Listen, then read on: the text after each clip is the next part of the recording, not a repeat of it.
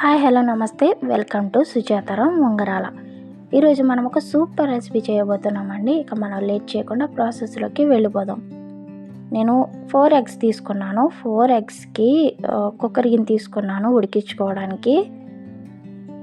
4 ఎగ్స్ని కుక్కర్ గిన్నెలో వేసేసుకొని ఎగ్స్ మునిగేంత వరకు వాటర్ వేసేసుకొని, అలాగే అందులో కొంచెం రాళ్ళుప్పు కూడా వేసేసుకొని కుక్కర్కి మూత పెట్టేసి స్టవ్ వెలిగించి స్టవ్ మీద పెట్టేసుకుందాం.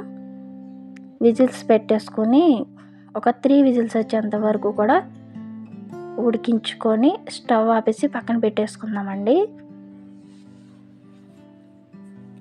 ఈ కర్రీకి నేను 2 మీడియం సైజ్ ఆనియన్స్ అలాగే 4 మీడియం సైజ్ టమాటోస్ తీసుకున్నాను.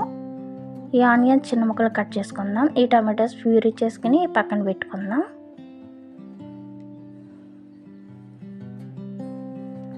నెక్స్ట్ మనం కర్రీకి ఒక బ్యాండీ తీసుకొని ఆ బ్యాండీలో ఒక 2 టేబుల్ స్పూన్ల ఆయిల్ వేసుకొని ఒక పావు టీ స్పూన్ ఆవాలు, ఒక పావు టీ స్పూన్ జీలకర్ర, అలాగే 2 మీడియం సైజ్ ఆనియన్స్ తీసుకున్నాం కదా, అవి కట్ చేసుకుని వేసేసుకుందాం.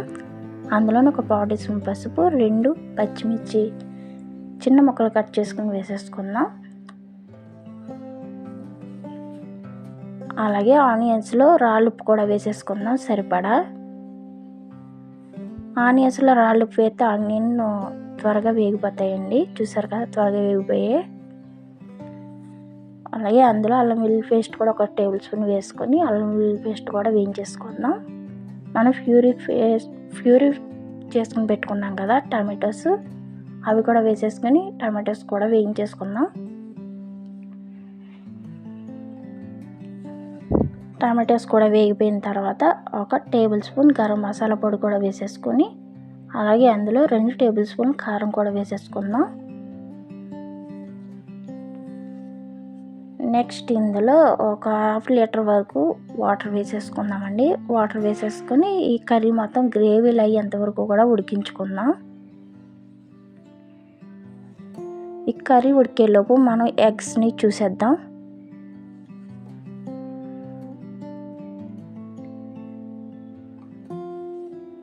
చూసారు కదా, ఎగ్స్ బాగా ఉడికిపోయి స్టవ్ ఆపుకున్న తర్వాత ఆవిరిపోయేంతవరకు అలా ఉంచేసాను. వీటిని స్కిన్ తీసి ఘాట్లు పెట్టుకుని పక్కన పెట్టుకుందాం. ఆ ఎగ్స్ని వేయించుకోవడానికి నేను ఒక కడాయి తీసుకున్నాను. స్టవ్ వెలిగించి స్టవ్ మీద పెట్టుకుని ఒక 2 టేబుల్ స్పూన్ ఆయిల్ వేసి ఈ ఎగ్స్ని కూడా వేసేసుకొని ఈ ఎగ్స్లో ఒక పావు టీ స్పూన్ పసుపు, అలాగే కొంచెం సాల్ట్ కూడా వేసేసుకున్నానండి.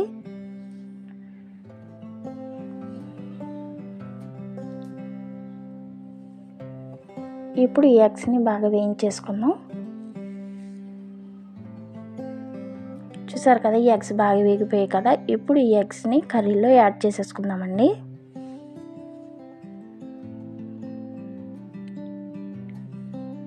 ఈ ఎగ్స్ వేయించుకునే లోపు కర్రీ కూడా బాగా ఉడికిపోయింది కదా, గ్రేవీలో అయిపోయింది కదా.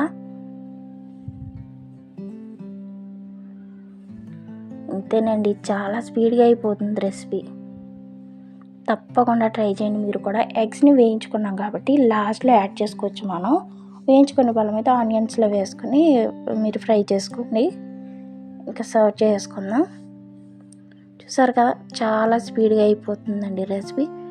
ఈరోజు వీడియో ఇదండి. ఈ రెసిపీ కనుక మీకు నచ్చినట్టయితే సుజాతారాం ఉంగరాల యూట్యూబ్ ఛానల్ని సబ్స్క్రైబ్ చేసుకోండి. Thank you all.